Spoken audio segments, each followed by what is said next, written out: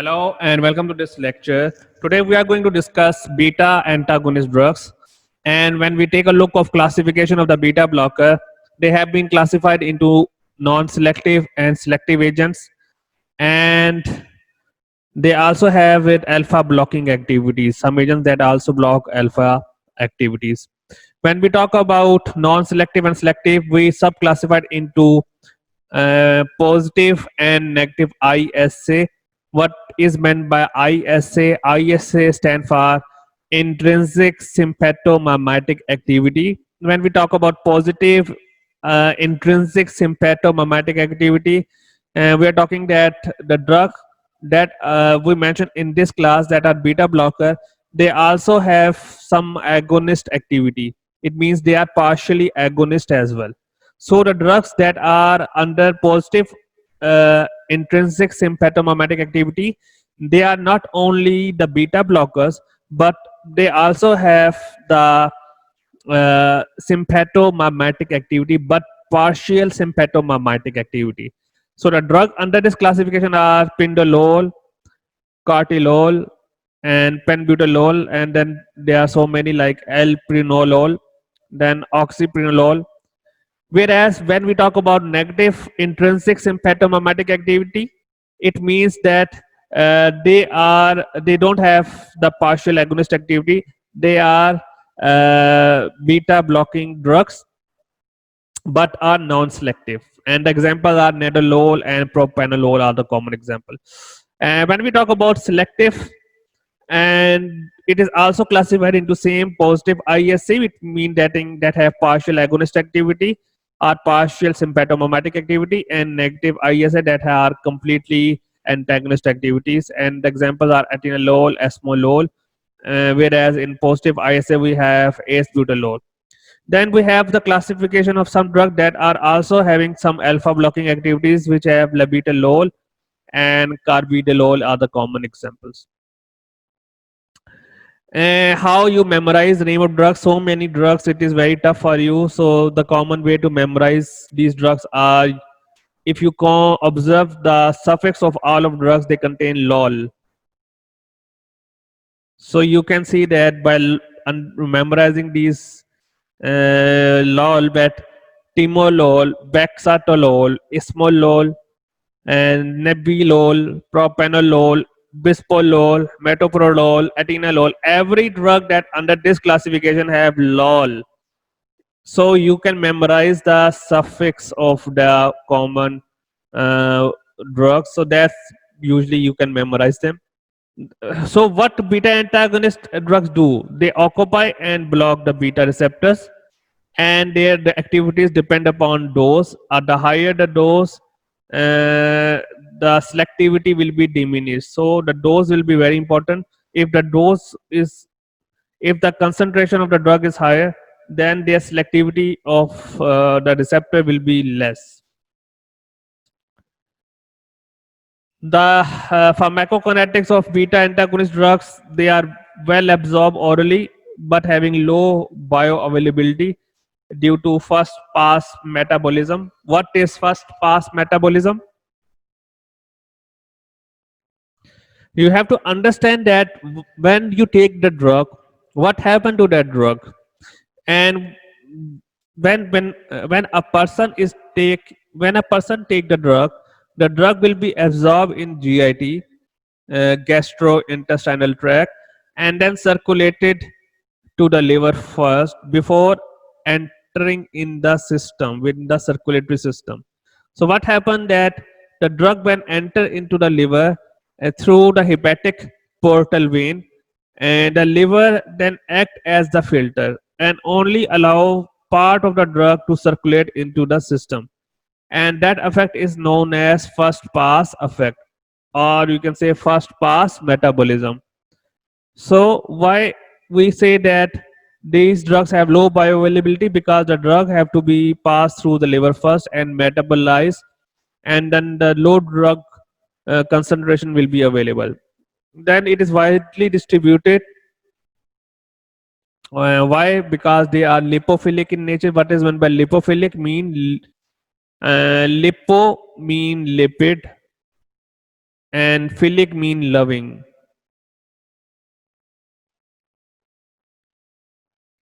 Because they are lipid loving in nature, they can cross the BBB, which is known as blood brain barrier, and they have been metabolized and eliminated easily because having a half life of 3 to 10 hours, except one drug which is esmolol. What are the pharmacological effect on the cardiovascular system? It have the negative effect, negative inotropic effect on the heart. What is meant by negative inotropic effect? It means that it weak the force of muscular contraction. It have the negative chronotropic effect. It means it decrease the heart rate, and it is also responsible for slowing arterioventricular conduction. And what are the vascular effect? The effects are opposed to beta 2 mediated vasodilation. Blood pressure may rise initially but fall later on, and it is also responsible for suppression of renin angiotensin aldosterone system. What is renin angiotensin aldosterone system? Renin angiotensin aldosterone system is the hormone which is responsible for regulation of the blood pressure and fluid balance. And the system consists of three hormones. One is renin, then we have angiotensin 2, and then third is aldosterone. And they are responsible for regulation of renal blood flow. So they suppress the renin angiotensin aldosterone system. They also block the release of renin, which is the hormone released from the juxtaglomerular apparatus.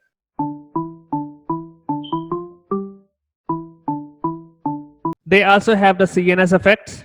So they can cause sedation, lethargy, depression, and sleep disturbance. If we take a look of respiratory effect, their effect opposes bronchodilation.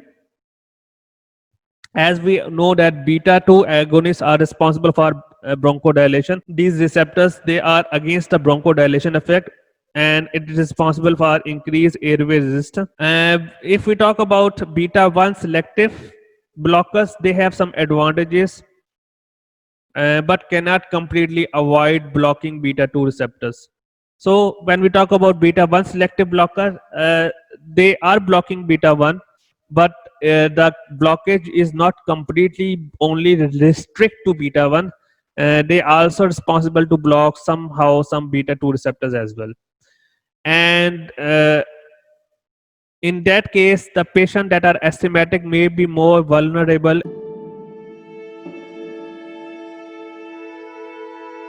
Patients that are asthmatic are contraindicated to take beta blockers.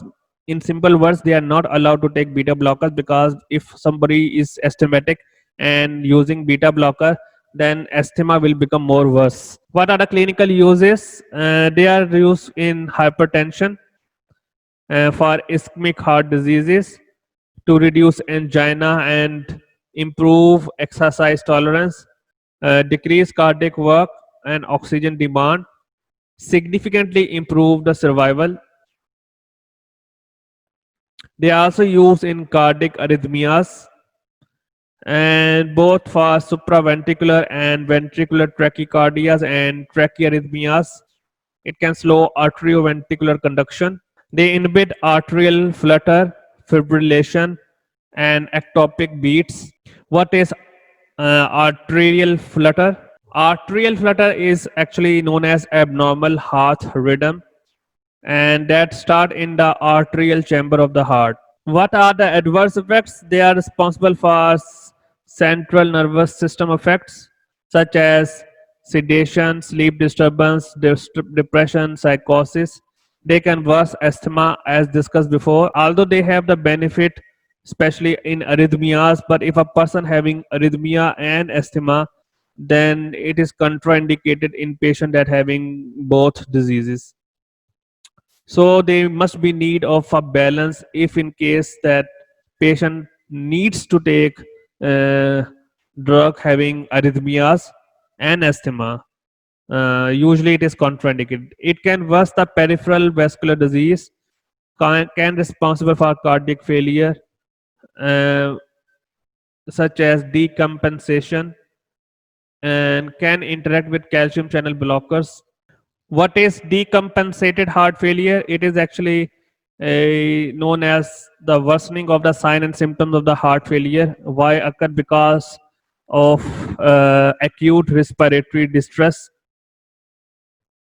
and it leads to difficulty in breathing, and it can cause swelling of legs and feet and fatigueness. And why decompensation occur? It occur because number one is when a person is having the beta blocker, it can result in negative inotropic effect, which responsible for vasoconstriction. And because of the increase of the vasoconstriction effect, there will be the increase of the cardiac oxygen consumption and fluid retention, which leads to further decompensation and then responsible for the heart failure. So that is actually the process is cyclic. Why? Because of the beta 2 blockers. And the main thing is that if somebody is taking beta blockers, you cannot, after the patient that getting better, you cannot withdraw that drug easily. So if a person is taking beta blockers, we must need to take series of steps after the person become healthy, and we need to reduce the dose of a drug slow and slow, so that the effect on the heart will be minimum, because we know that beta blocker can cause vasoconstriction, and at the end it can responsible for increase of the cardiac oxygen and consumption and fluid retention, which further decompensate, and it responsible for the acute decompensated heart failure. What is meant by interaction with calcium channel blocker? It means that when a patient is taking beta blocker, usually uh, calcium channel blocker is avoided. Usually, we don't take beta blockers and calcium channel blockers together, because if a patient take beta blocker with calcium channel blocker, they can further cause bradycardia and decrease of the blood pressure.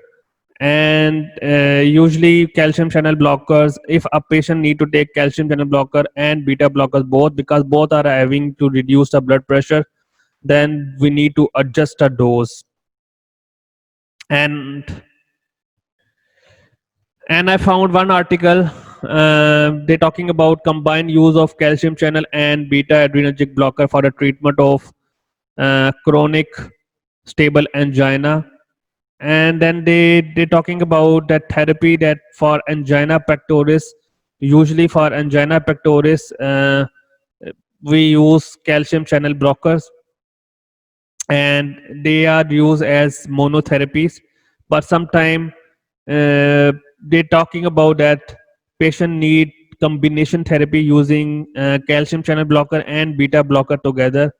And then they found that uh, if 10 to 15% of patient having significant bradycardia, heart block, hypotension, or congestive failure if they use in combination.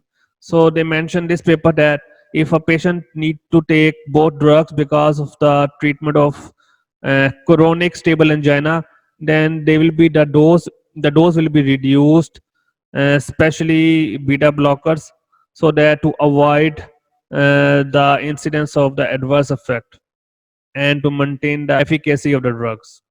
Then they have the blunt response to hypoglycemia. It means that they are responsible for increasing the blood glucose level. If a person having low glucose level, then beta blockers is useful for increasing the blood glucose level. And usually they don't have any allergic reactions. And this is a picture they're talking about their effects and the use of the beta blockers. So what are the uses of beta blockers? They are responsible for treatment of hypertension, angina pectoris, cardiac arrhythmias, myocardial infarction, congestive heart failure, hypertrophy of the cardiac myopathy, and dissecting aortic aneurysm. These are the major uses of beta blockers. And then I take the news clipping from one of the research, and they found that low cost blood pressure drug improve the brain functions in individual with autism. And what is autism?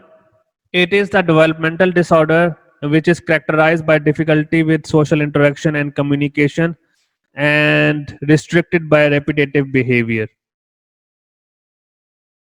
So the research they found that the use of the beta blocker is useful for the treatment of autism, and the research has been conducted by the University of Missouri School of Medicine and MU Thompson Center for Autism and Neurodevelopmental Disorders, and they found that the drugs such as propranolol could be beneficial for improving the cognitive and social benefits from patient having autism. How you memorize beta blockers? The best thing is this picture, uh, and we can say TNEPAL, Timolol, T for timolol, N nadolol, E esmolol, P pindolol, A atenolol, L labetalol, P propranolol, M metoprolol. Metoprolol. If you take the capital of each of the drugs, so the word become the Nepal Prime Minister.